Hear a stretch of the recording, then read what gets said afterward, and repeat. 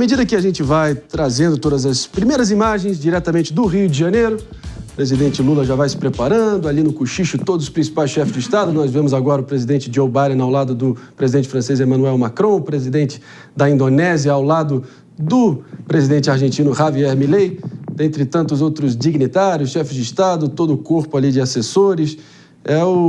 Vamos dizer, o Oscar da diplomacia global, por assim dizer, né? Momento importantíssimo que nós estaremos aqui trazendo na medida que as falas mais relevantes, os trechos mais potentes forem sendo ditos, nós traremos para vocês ao vivaço. Estaremos indo muito em breve aqui com o nosso querido Rodrigo Viga também, no Rio de Janeiro. Na medida que a gente vai esperando aqui, estabelecemos esse link, sigo aqui repercutindo com a bancada. Afinal de contas, olhando adiante, diplomacia brasileira, focando aqui um pouquinho na forma que o Brasil pode se afirmar. Como é que você vê, mano? Por onde passa? O Brasil tem 3 pautas principais nesse encontro, né? O combate à fome global, com a taxação dos super ricos, é a primeira e prioritária para o governo Lula, né? Desde a sua primeira passagem pelo governo, Lula tentou colocar o combate à fome global como uma pauta associada à sua imagem como líder para o mundo, né? Especialmente do chamado Sul Global. A segunda pauta é a questão ambiental, que passa pela regulamentação do mercado de carbono. E a terceira pauta prioritária para o Brasil é a chamada reforma da governança global dos mecanismos multilaterais como a ONU. Essa é uma das pautas mais difíceis de avanço, porque a gente sabe que, olha só que cena, né? Olha lá. El Peluca Milei, sempre com suas feições ali exageradas. Fizeram bastante amizade, né, lá em Buenos Aires. O Macron, um cara charmoso, pelo visto. Ele sempre acaba num grande bromance ali com... Pois é. Bromance, né? Isso chamou a atenção. Inclusive, estamos de volta, mano, se você me permite, só para recepcionar os ouvidos atentos de todo mundo ligadaço na rede Jovem Pan de rádio. Agora sim, seguimos aqui a todo vapor no Morning Show, repercutindo as primeiras imagens, fazendo a leitura corporal de todos os chefes de Estado devidamente posicionados ali nessa mesa, imensa mesa redonda, nós vemos ali os chefes da Nigéria, do Egito, o próprio Justin Trudeau ao lado da nova presidente mexicana, sucessora do López Obrador, certo? E a Cláudia Steinbaum, se não me engano, é a nova presidente mexicana. E, enfim, a nata, a fina flor dos grandes líderes mundiais aí reunidos. O presidente Lula como grande anfitrião, Gabriel Boric, também presidente chileno ali introspectivo, uma mãozinha no queixo, pensando em como ser uma voz de ponderação, talvez, no meio dessas tensões regionais, especialmente entre Milei e Lula.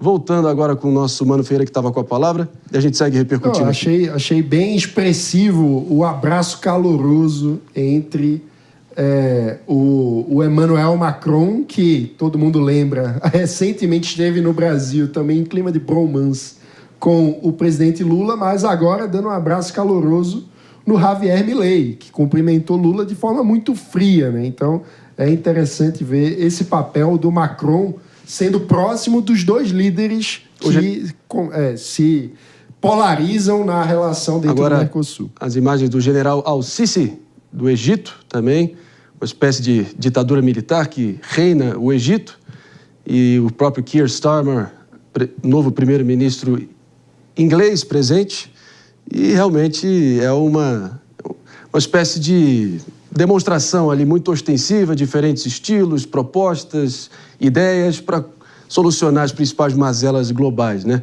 Vai dar o que falar. Sempre interessante ver esse choque de personalidades tão distintas presentes, uns mais chegados nos outros, e essa guerra fria ali em alguns pontos ali de tensão. O próprio Pedro Sánchez, primeiro-ministro espanhol, um partido mais à esquerda, né? Pepe, como é que você está vendo esses primeiros movimentos? Todo mundo ali bem... Aí só tem peso pesado, né? Só tem cobra criada, por assim dizer. São as maiores economias do mundo, né? Então, realmente, só tem peso pesado. E aí, um ponto interessante que o Mano colocou, né? Essas 3 bandeiras, né, do G20 sob a liderança do governo brasileiro, né? Que a primeira delas, que é o fim da fome. A segunda delas é a questão da governança, né? E a terceira delas é a questão ambiental, crise ambiental. E, se for falar só de uma delas que eu acho importante, né? A questão da governança global. A gente vê como que a ONU, né, atualmente não está conseguindo responder às crises... Se você me permite, Pepe, uma breve interrupção, porque Estaremos ouvindo agora, ao vivaço, as primeiras palavras do presidente Luiz Inácio Lula. Primeiro, eu quero agradecer a generosidade da presença de vocês, transformando o Rio de Janeiro na capital do mundo neste dia 18 de novembro e dia 19 de novembro. É muito importante o que vamos discutir aqui e eu tenho certeza que se nós assumirmos a responsabilidade com esses assuntos da fome e da pobreza, nós poderemos ter sucesso em pouco tempo. Por isso, eu queria dizer a todos vocês, sejam bem-vindos ao Rio de Janeiro. Aproveite essa cidade que é conhecida como a cidade maravilhosa. Esta cidade é a síntese dos contrastes que caracterizam o Brasil, a América Latina e o mundo. De um lado, a beleza exuberante da natureza, sob os braços abertos do Cristo Redentor. Um povo diverso, vibrante, criativo e acolhedor. De outro, injustiças sociais profundas. O retrato vivo de desigualdades históricas e persistentes. Estive na primeira reunião de líderes do G20, convocada em Washington no contexto da crise financeira de 2008. 16 anos depois, constato com tristeza que o mundo está pior. Temos o maior número de conflitos armados desde a Segunda Guerra Mundial e a maior quantidade de deslocamentos forçados já registrada. Os fenômenos climáticos extremos mostram seus efeitos devastadores em todos os cantos do planeta. A desigualdade sociais, raciais e de gênero se aprofundam na esteira de uma pandemia que ceifou mais de 15 milhões de vidas. Segundo a FAO, em 2024, convivemos com um contingente de 733 milhões de pessoas ainda subnutridas. É como se as populações do Brasil, México, Alemanha, Reino Unido, África do Sul e Canadá, somadas, estivessem passando fome. São mulheres, homens e crianças, cujo direito à vida e à educação, ao desenvolvimento e alimentação são diariamente violados. Em um mundo que produz quase 6 bilhões de toneladas de alimentos por ano, isso é inadmissível. Em um mundo cujos gastos militares chegam a 2 trilhões e 400 bilhões de dólares, isso é inaceitável. A fome e a pobreza não são o resultado da escassez ou de fenômenos naturais. A fome, como dizia o cientista e geógrafo brasileiro Josué de Castro, a fome é a expressão biológica dos males sociais. É produto de decisões políticas que perpetuam a exclusão de grande parte da humanidade. O G20 representa 85% dos 110 trilhões de dólares do PIB mundial. Também responde por 75% dos 32 trilhões de dólares do comércio de bens e serviços e 2/3 dos 8 bilhões de habitantes do planeta Terra.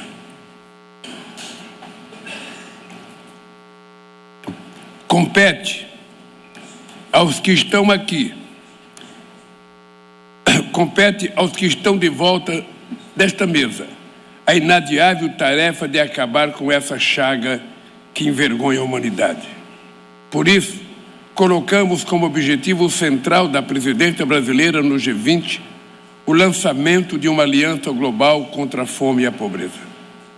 Este será o nosso maior legado.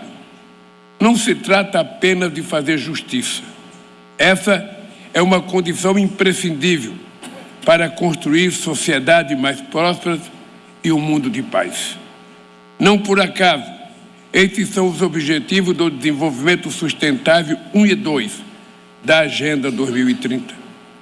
Com a aliança, vamos articular recomendações internacionais, políticas públicas eficazes e fontes de financiamento. O Brasil sabe que é possível.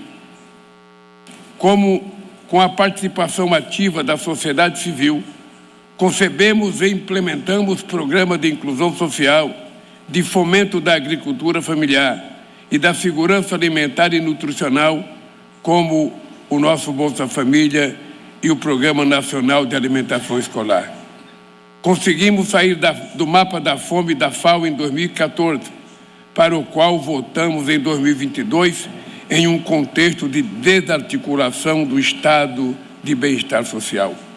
Foi com tristeza que, ao voltar ao governo, encontrei um país com 33 milhões de pessoas famintas.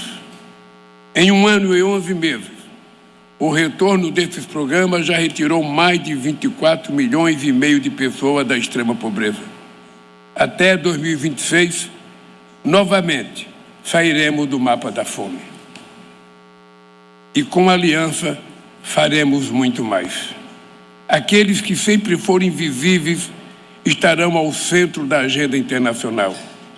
Já contamos com a adesão de 81 países, 26 organizações internacionais, 9 instituições financeiras e 31 fundações filantrópicas e organizações não governamentais.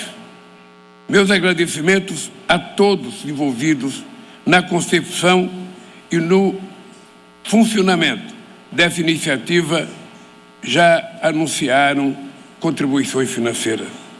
Foi um ano de trabalho intenso, mas este é apenas o começo. A aliança nasce no G20, mas seu destino é global. Que esta cúpula seja marcada pela coragem de agir. Por isso, quero declarar oficialmente lançada a Aliança Global contra a Fome e a Pobreza. Muito obrigado.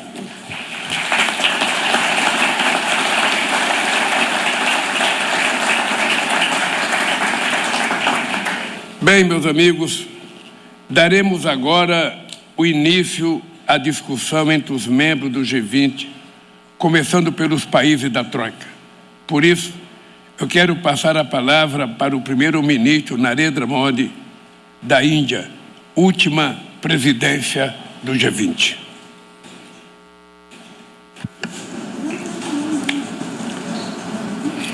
Your Highnesses, Excellencies, नमस्कार। सबसे पहले que retomamos aqui o sinal diretamente do estúdio para repercutirmos os primeiros movimentos sendo realizados ali na discussão da 19ª cúpula do grupo do G20, evidentemente, o presidente Lula assumindo, agora pegando o bastão do líder indiano Narendra Modi, que vai agora tendo a palavra para poder fazer as apresentações, né? O próprio presidente Lula já iniciou. Queria ouvir aqui a nossa bancada para dar o tom. A primeira repercussão aqui de vocês. Um ponto interessante do discurso do Lula, 2 pontos chamam a atenção. Primeiro, que ele focou exatamente no combate à fome global, né? Ele colocou a experiência do Brasil com Bolsa Família, a experiência do Brasil em políticas compensatórias como um modelo para o mundo se identificar e implementar políticas para acabar com a fome do mundo inteiro. O segundo ponto que eu achei interessante é que o Lula perdeu uma oportunidade de falar sobre mais questões, né, importantes para alfinetar o governo anterior, né? Ele voltou novamente à dicotomia e se colocar como contraponto ao governo anterior, ao falar que o governo anterior supostamente colocou o Brasil novamente no mapa da fome. E tem um erro, na minha opinião, que estou até querendo checar aqui, né, que a questão é que houve um aumento da condição de segurança alimentar, né? Não que tem mais pessoas passando fome no Brasil, né, no passado. São pessoas que comem muito pior do que comia antes, que não tem condição de fazer 3 refeições por dia, que é muito diferente do que era no passado no Brasil, que realmente existia uma grande quantidade de miseráveis que não tinha condição de comer uma vez por dia. E esse sempre foi um ponto assim, muito caro ao presidente Lula em todos os seus mandatos, né, mano? Do combate à fome. Sim. Ele até sempre apela à emoção, evocando essas imagens de miséria, realmente da própria trajetória dele, pessoal, no sertão, no agreste nordestino. Sim. E como ele superou esse desafio, sempre levando a fome para trazer emoção e senso de urgência para essa questão. Aquela tal fila dos ossos também, o pessoal... o mapa da fome abarcando 33 milhões de brasileiros. Foi um tema muito repetido ali durante a eleição de 2022. Sim. A direita dizendo que isso era baseado numa pesquisa furada.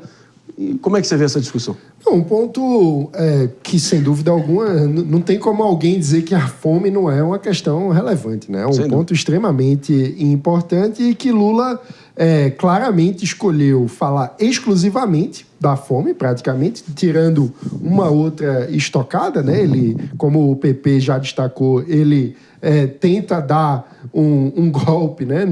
Uma estocada retórica no governo anterior, na minha visão, de forma completamente desnecessária para um contexto como esse, que ele devia estar falando sobre os problemas do mundo. Ele faz também um comparativo com o outro momento em que ele exerceu a presidência, citando o encontro do G20 no contexto da crise de 2008, tentando fazer um contraste, dizendo que o mundo piorou nesse período, mas ele não se aprofunda em outras questões, fala exclusivamente do tema da fome. E isso, na minha visão, tem uma escolha estratégica. Ele sabe que, provavelmente, os outros temas da agenda dificilmente terão avanços relevantes nesse encontro. Então, ele busca se associar com a pauta que tem chance de andar, que é essa declaração conjunta dos países do G20 nesse lançamento da Aliança Global contra a Fome e a Pobreza, tentando com isso fortalecer a sua imagem como um líder global, né? Ele, o tempo todo, desde a sua primeira passagem no governo, a estratégia de Lula é se associar como um grande líder global do combate à fome. Então, ele volta a esse ponto retórico, focando exclusivamente nisso para não ter o risco de se associar a uma pauta enfraquecida ou que não consiga ter aprovação nesse encontro do G20. Falando em enfraquecida, de certa forma, é a posição do atual presidente, ainda presidente Joe Biden. Teve a sua tentativa de emplacar uma sucessora em Kamala Harris completamente frustrada por Donald Trump, que é a grande presença ali pairando no ar, né? Rondando ali todas as discussões, bem ou mal. O pessoal ali deve estar medindo suas palavras, pensando no retorno de Donald Trump para essas discussões todas, né, Jess? Sim, e aqui, quando a gente olha para isso, a gente também vê que o Biden vai ter que falar de uma forma mais sobre união do que sobre divisão, até mesmo na perspectiva dos Estados Unidos. Agora, olhando para a fala do presidente Lula per si, é uma fala que foi estratégica quando a gente pensa que o Brasil é anfitrião do evento. Por quê? Porque as discordâncias globais sobre se deve-se ou não combater a fome são baixíssimas. Tanto que o projeto anunciado por ele já conta com adesão de mais de 81 países. Então, de fato, a Aliança Global contra a Fome é um programa que agora seria diferente do Bolsa Família, que trata sobre ali a redistribuição de renda, que também tem a questão da redistribuição de renda, mas também é um programa que fala sobre merendas escolares, um programa bem diverso que o Lula já buscou uma adesão grande de diversos países. Então, ele não é só para o Brasil, são para países de baixa renda, países de média renda, para ajudar essas populações a saírem ali da questão do universo da pobreza e da fome. Então, quando a gente olha para isso, ele escolheu um tópico pouco polêmico, ele escolheu não fazer um juízo de valores sobre as guerras em curso. E se você compara, André, com a postura dele no discurso de abertura da ONU, é muito diferente. Lá ele dava vários, por assim dizer, várias indiretas, vários discursos mais fortes e até críticos em relação à própria ONU, Sim. em relação à própria lógica de Gaza, Ucrânia. Aqui não. Aqui ele teve um tópico só, que é um tópico de unidade. O que ele busca com essa unidade? Deixar a discussão ali como um Brasil mais neutro em relação a esses tópicos. Porque o que ele quer? Ele quer uma resolução eficiente do G20. Então, ele não quer as adversidades como anfitrião. Eu concordo com você sobre o aspecto da pauta que todo mundo é a favor, né? Mas a pauta da crise climática todo mundo é a favor também, né? Mas há mais discordância. Todo mundo a forma como você chega para resolver o problema da crise climática tem várias divergências, né? A forma como você... Claro, tem várias divergências, mas todo mundo é a favor de políticas para reduzir o problema com as crises climáticas. Então, na minha opinião, faltou, nesse discurso do Lula, considerando que o Brasil vai receber a COP30, falar sobre esse tema, sim. Né? E daria para falar de um tema que todos os países concordassem. Mas os países tendem a se sentir atacados, principalmente países como China, Índia, que produzem ainda muitos danos, assim, quando a gente olha em larga escala a questão do meio ambiente. Nesse tópico, não. Esse é um tópico de profunda unidade. E aqui o Lula também está falando sobre legado, tá, gente? É óbvio que o legado que ele sempre busca na memória é o legado do combate à fome. O legado internacional que ele buscou cravar ao longo do tempo é esse. Então, eu vejo este momento, a intenção global, esse não é um discurso que o Brasil viu só. Esse é um discurso que o mundo viu. Então, ele busca também essa figura como um grande guerreiro global do combate à fome. Por isso, ele ressalta os dados, até mesmo, de anos anteriores, governos anteriores, que ele fez parte. Eu acho que tem um ponto aí interessante. Primeiro que ele já tem a imagem dele associada ao combate à fome pelo governo anterior. Então, ele poderia ter feito um discurso, na minha visão, que agregasse o combate à fome com a questão ambiental, que hoje é muito mais urgente do que na sua primeira passagem no governo. Para isso, uma estratégia possível teria sido ter feito o dever de casa antes desse encontro, ou seja, ter aprovado a regulamentação do mercado de carbono domesticamente, para que ele pudesse falar, dando um exemplo interno daquilo que são os esforços brasileiros pelo meio ambiente, no lugar de colocar de uma forma que pudesse ser interpretada como um constrangimento, mas dando, assim, mais intensidade para o encontro que o Brasil irá sediar no ano que vem da COP. Ou seja, acho que eu concordo com o PP nesse ponto, o presidente Lula perde uma oportunidade de firmar o papel do Brasil como líder da nova transição ambiental. Que é muito mais importante, mano. E tem um ponto que eu acho que isso, para mim, caracteriza realmente o Lula e o governo Lula. Sim. Né? Ao invés de querer radicalizar de uma forma positiva, ao invés de querer mudar as instituições, vai no açúcar. Né? Já que a fome, o combate à fome, todo mundo é a favor, então eu só vou falar do combate à fome. Está errado o Lula, e está errado o governo brasileiro, e perdeu-se uma oportunidade boa de colocar o tema muito mais urgente no G20, que é a questão ambiental.